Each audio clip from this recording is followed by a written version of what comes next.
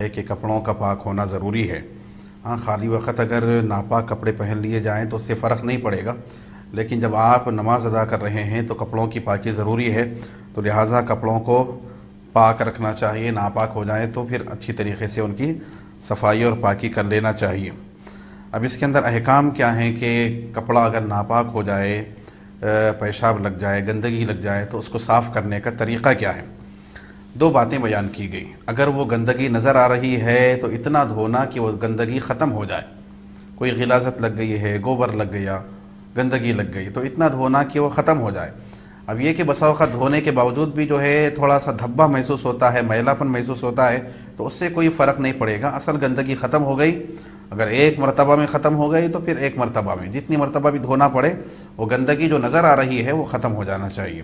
دوسری صورت یہ ہے کہ ایسی گندگی لگی، ایسی نجاست لگی جو کہ نظر نہیں آنے والی ہے۔ پیشاب لگ گیا، نظر تو آتا نہیں، کہ معلوم ہے کہ کپڑے پہ لگ گیا ہے یہ، تو اس کے بارے میں جو نظر نہیں آنے والی گندگی اگر لگ جاتی ہے تو اس کے لیے حکم یہ ہے کہ کپڑے کو ایک مرتبہ بھگایا جائے اور پوری طاقت سے اس کو نچوڑا جائے، پھر بھگایا جائے، پھر پوری طاقت سے نچوڑا جائے، پھر بھگایا جائے، پھر پوری طاقت سے اس کو نچوڑا جائے۔ 3 مرتبہ دھونے اور 3 مرتبہ پوری طاقت سے نچوڑنے سے پھر وہ کپڑا پاک ہو جاتا ہے، ایسی ناپاکی سے جو کہ نظر نہیں آنے والی ہے۔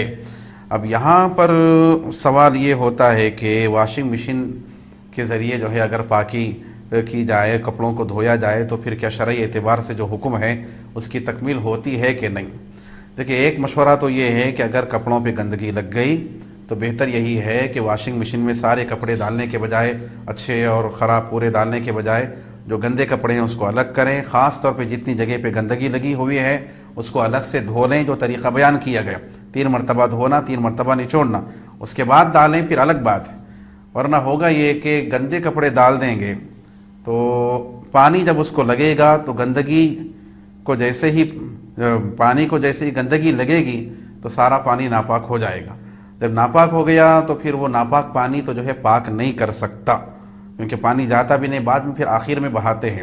البتہ ایک صورت اس کے اندر یہ ہے، میں سمجھتا ہوں کہ وہ اس سے استفادہ کیا جائے تو پاکی حاصل ہو جائے گی، وہ یہ کہ جو سکھانے کا جو حصہ ہوتا ہے مشین کے اندر، اگر اس کے اندر آئیے، کیونکہ پانی مسلسل رکتا نہیں بلکہ ٹھہرتا نہیں، چلے جاتا ہے، تازہ پانی ہوتا ہے، تو تازہ پانی بھی ہے اور ساتھ میں جو ہے سکھانے کی کیفیت بھی ہے، تو 3 مرتبہ اگر ایسا کریں گے ناپاک کپڑوں کو پاک کرنے کے لیے، کہ پانی سے اگر دھوئیں گے کہ پانی بھی لگے اور اس کے ساتھ ساتھ اس کو نچوڑنے کا کام بھی ہو، تو شریعت میں جو حکم ہے کہ 3 مرتبہ دھویا جائے، نچوڑا جائے، اس کی تکمیل ہوگی۔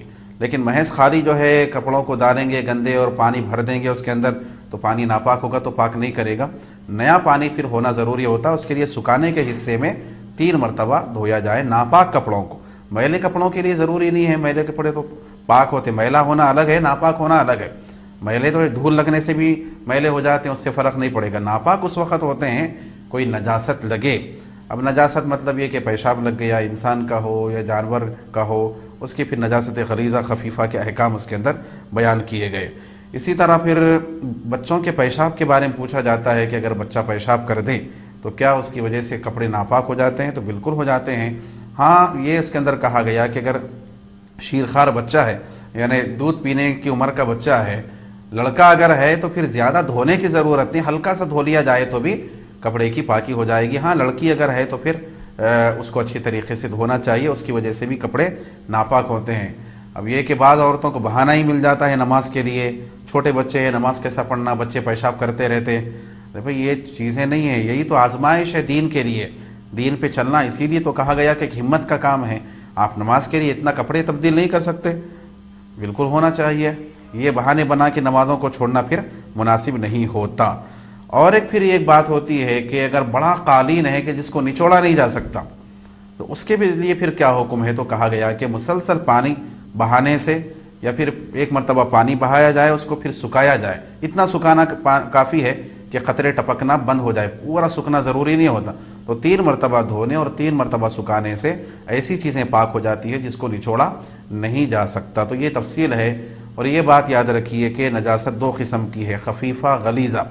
نجاست غلیظہ یعنی انسان کی غلاظت وغیرہ اگر کپڑے پہ لگ جاتی ہے اور تھوڑی لگتی ہے، اس کے بارے میں کہا گیا کہ اگر جو ہے پتلی ہے تو ہتھیلی کا گڑا جو ہے اس سائز تک معاف ہے، اس سے کم لگی تو معاف ہے، اتنی برابر لگی تو دھونا واجب ہے، اس سے زیادہ لگے گی تو فرض ہے، اس کے بغیر نماز نہیں ہوتی.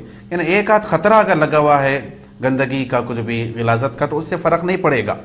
نجاست غلیظہ یعنی انسان کی غلاظت ہے، پیشاب وغیرہ، تو اس کے لیے معافی ہے ہتھیلی کی گڑے کی جو سائز ہے.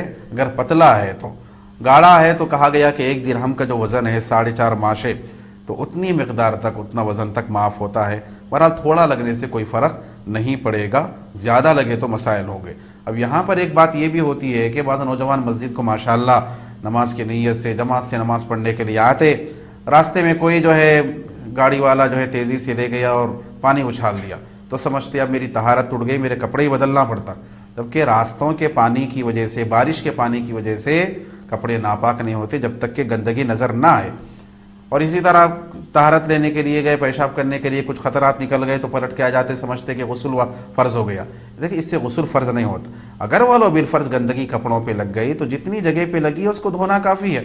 جسم کے جتنے حصے پہ لگی ہے گندگی اس کو دھو لیں تو کافی ہے، پانی نہانے کی ضرورت نہیں ہوتی. طہارت ٹوٹنے کا معاملہ اس کے اندر نہیں ہوتا. تو یہ کپڑوں کے پاکی کے بارے میں. بہرحال ناپاک کپڑوں کو الگ رکھا جائے، صاف کپڑوں کے ساتھ ان کو شامل نہ کیا جائے، بلکہ جتنے حصے پہ گندگی لگی ہے اس کو دھو لیا جائے تاکہ پاکی کے اندر کوئی کمی نہ رہے.